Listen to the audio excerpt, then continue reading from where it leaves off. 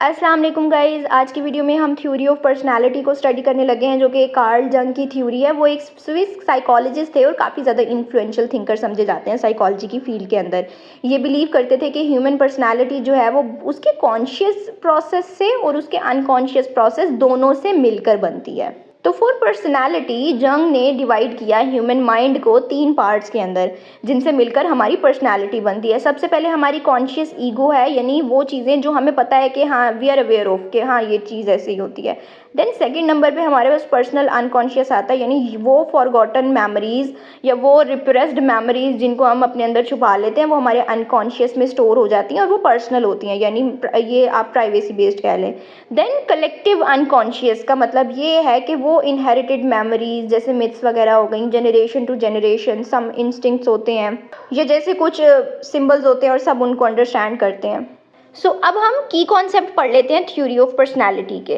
तो जंग ने एक इसमें आइडिया इंट्रोड्यूस करवाया आर्कीटाइप का, और आर्कीटाइप मीन्स दैट कुछ यूनिवर्सल सिंबल्स होते हैं जो कि कलेक्टिव अनकॉन्शियस में लोगों के में पाए जाते हैं। इसको हम सादा लफ्ज़ों में यूँ समझेंगे।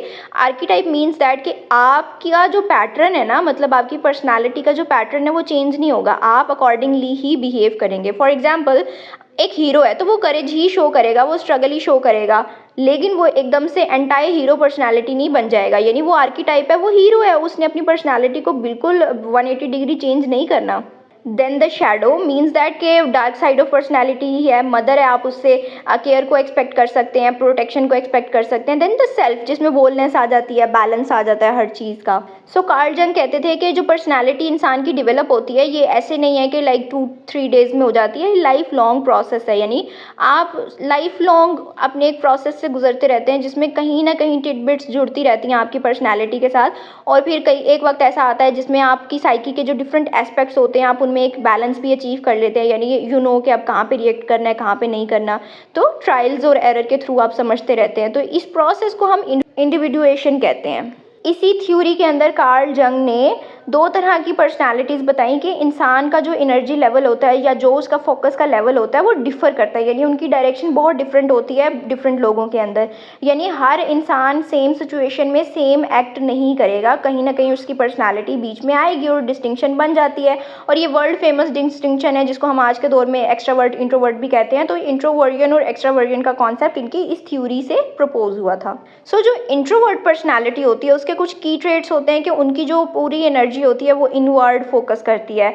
वो सॉलिट्यूड को, अकेले रहने को, रिफ्लेक्ट बैक करने को ज़्यादा प्रेफर करते हैं। वो डीप थिंकिंग करते हैं, वो बहुत ज़्यादा मीनिंगफुल कन्वर्सेशन करते हैं, यानी बोलने से पहले सोचते हैं।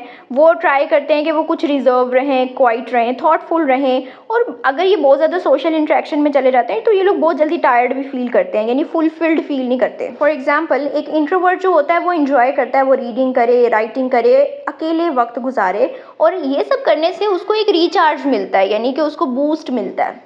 देन आती है बारी एक्सट्रोवर्ट पर्सनालिटी की, जो उनकी एनर्जी जो है वो सारी आउटवर्ड फोकस करती है। वो बहुत ज़्यादा हैप्पीएस्ट फील करते हैं जब वो बहुत ज़्यादा लोगों के इर्द गिर्द होते हैं और वो किसी ना किसी एक्टिविटी में इंगेज होते हैं।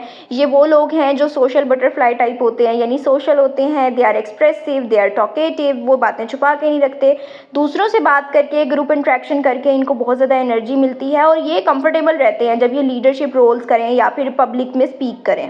फॉर एग्जाम्पल, एक एक्सट्रोवर्ट जो है वो बहुत इंजॉय करता है अगर वो पार्टीज़ में जा रहा है, वो टीम वर्क कर रहा है, वो मीटिंग नए लोगों से मतलब मीट कर रहा है। लेकिन अगर हम गौर करें तो कोई भी इंसान प्योरली इंट्रोवर्ट या एक्सट्रोवर्ट नहीं होता। कभी कभी ऐसे होता है हम इंट्रोवर्ट बिहेव कर रहे होते हैं, समटाइम्स एक्सट्रोवर्ट हम होते हैं तो हमें ज़्यादा एनर्जी मिल रही होती है। जो बैलेंस है इन दोनों के बीच में, यानी जहाँ पे बहुत ज़्यादा लोग ऐसे होते हैं जो इन बिटवीन इसका मिक्सचर होते हैं, उनको हम एम्बिवर्ट कहते हैं। और एक हेल्दी पर्सनैलिटी जो है ना, वो यही है कि आप इन दोनों के अंदर, यानी अपनी इनवर्ड रिफ्लेक्शन और आउटवर्ड एक्सप्रेशन के अंदर एक बैलेंस मेंटेन करके रखें। कंक्लूजन यही है कि जंग की थ्योरी जो है वो एम्फसाइज करिए कि हर इंसान के अंदर एक यूनिक इनर होता है और उसका आउटर वर्ल्ड भी यूनिक होता है। अगर हम अंडरस्टैंड कर लें इंट्रोवर्ट पर्सनालिटी को या एक्सट्रोवर्ट पर्सनालिटी को, तो ये चीज़ हमें बड़ा हेल्प करेगी कि हम एनर्जी कैसे गेन कर रहे हैं, हम डिसीजंस मेकिंग कैसे कर रहे हैं, हम इंटरेक्ट कैसे करते हैं दूसरे लोगों के साथ। तो इंसान की जो ग्रोथ भी है जंग के मुताबिक, ही सेड के इंसान की जो ग्रोथ है वो अंडरस्टैंड करने से, बैलेंस करने से ही आती है।